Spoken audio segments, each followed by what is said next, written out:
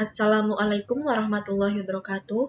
Yang terhormat kepada Ibu Sri Mulyani, SE MSI, selaku dosen mata kuliah Metodologi Penelitian. Saya Umi Maulidah dengan NIM 2020-12009.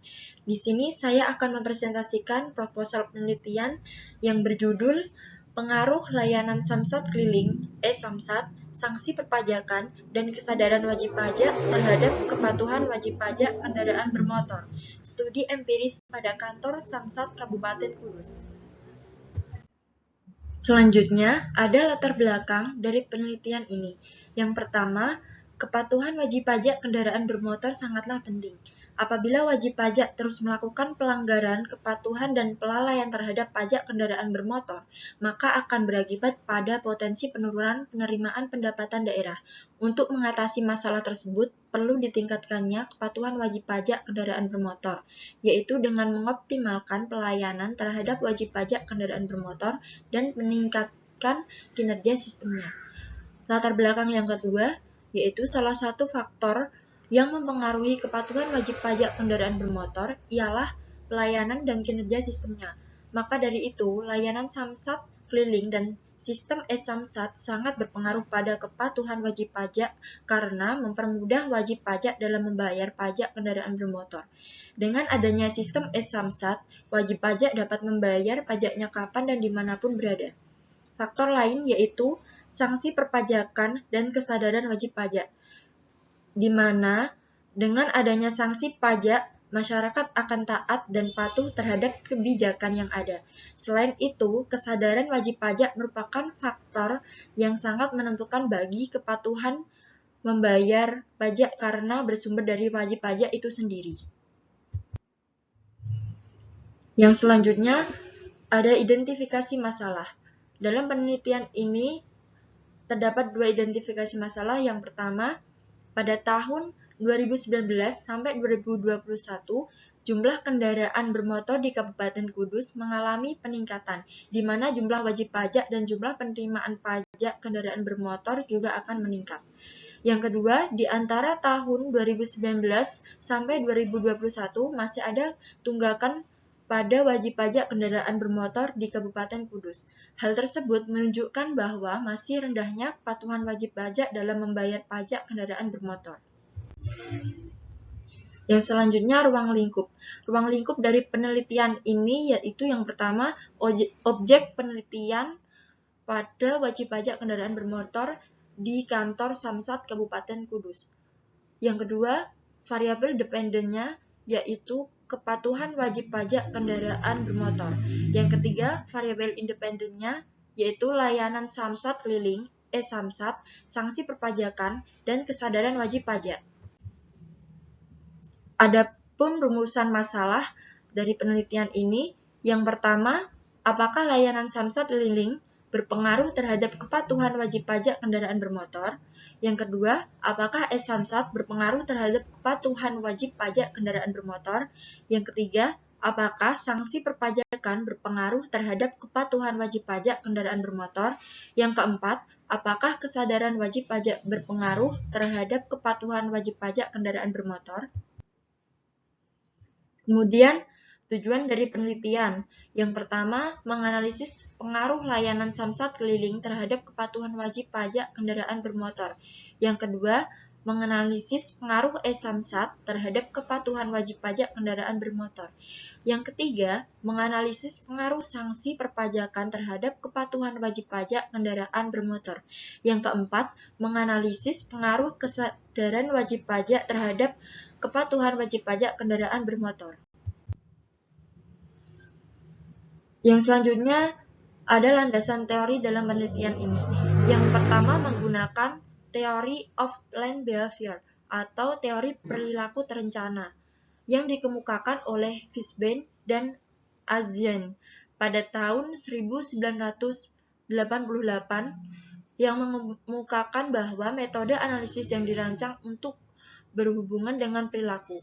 Perilaku yang mana orang-orang mempunyai tingkat tinggi terhadap kontrol kemauannya dan mengasumsikan bahwa semua perilaku adalah domain-domain dari personality dan psikologi sosial.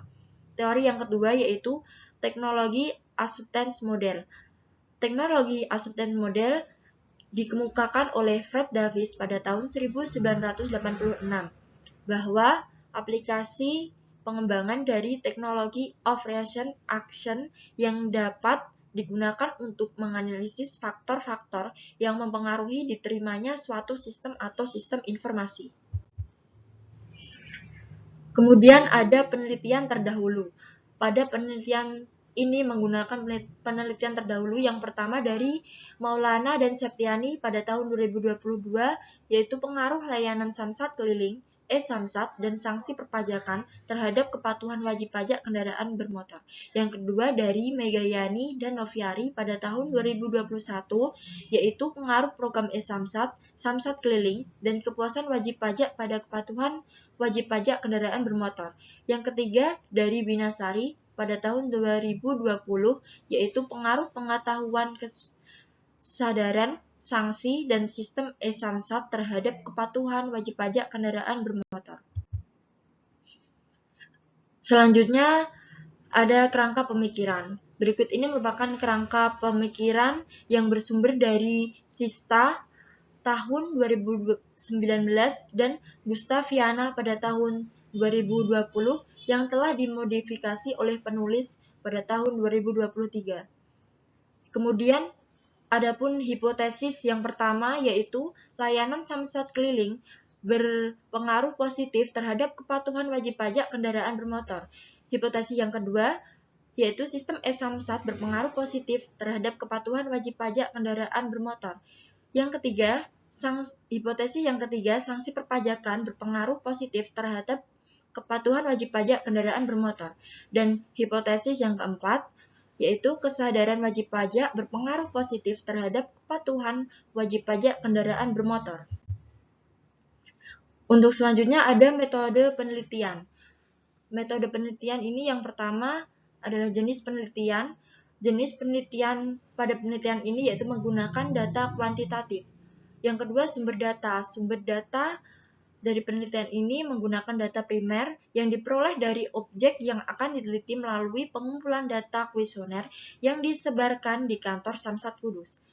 Yang ketiga, pengumpulan data, yaitu dengan mengumpulkan data penelitian ini menggunakan metode survei dengan menyebar kuesioner kepada responden yang ada di kantor Samsat Kudus. Yang keempat, pengolahan data. Pada penelitian ini menggunakan aplikasi SPSS versi 25 dengan tahapan editing, coding, tabulating, dan scoring. Kemudian ada populasi dan sampel.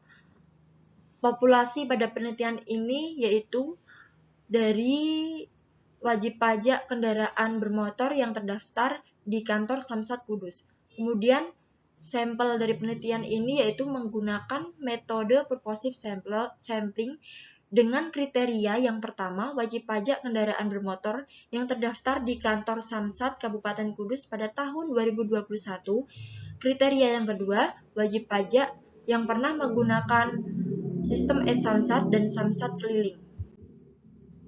Yang selanjutnya ada analisis data, yaitu yang pertama menggunakan analisis statistik deskriptif, kemudian pengujian kualitas data, yang mana ada dua, yaitu yang pertama uji validitas, yang kedua uji reliabilitas, kemudian yang selanjutnya pengujian asumsi klasik, ya ada tiga, yaitu yang pertama uji normalitas, yang kedua uji multikolinearitas, yang ketiga uji heteroskedastisitas, kemudian ada pengujian hipotesis, yaitu ada 4, yang pertama analisis regresi linear berganda, yang kedua uji statistik T, yang ketiga pengujian koefisien determinasi, yang keempat uji signifikan stimulan atau uji F.